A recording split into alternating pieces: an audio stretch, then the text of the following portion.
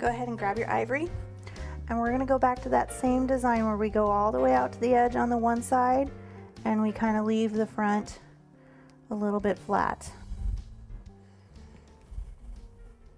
And now what we're going to do is we're going to grab that beautiful purple, and starting at the top, we're just going to kind of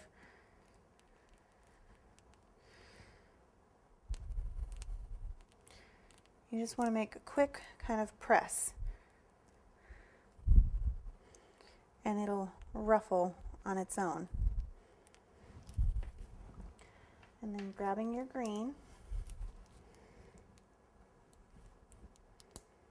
we're going to make very kind of big, puffy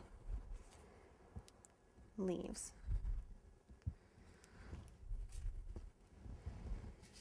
And you can add either the gold or the silver. I really like the little pearls on it.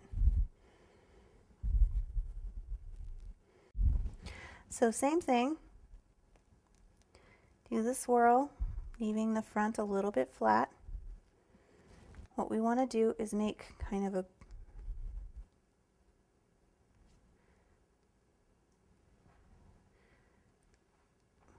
thick area, really kind of add that thickness, and then pull straight down.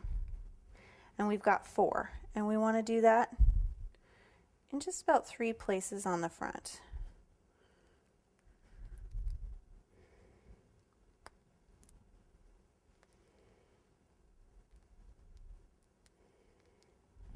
Okay. And now what we're going to do is we're going to come along, and we're essentially going to, I'm going to use my blue, but if you have an orange or you want to use a pink or whatever, is I'm going to kind of ruffle and stop, and then ruffle and stop.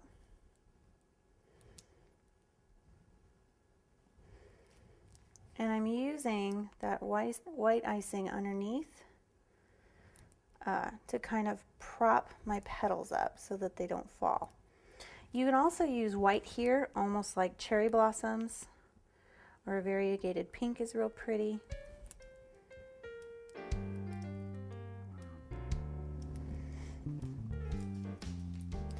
And I'm going to add just a small amount of my yellow and pull up. And what we're really looking for now is you almost get the appreciation of daisies, or excuse me, pansies here. And then we're just going to add like that. And once again, I think this time I'm going to go with my silver and my gold. And I'm just going to drop a few on.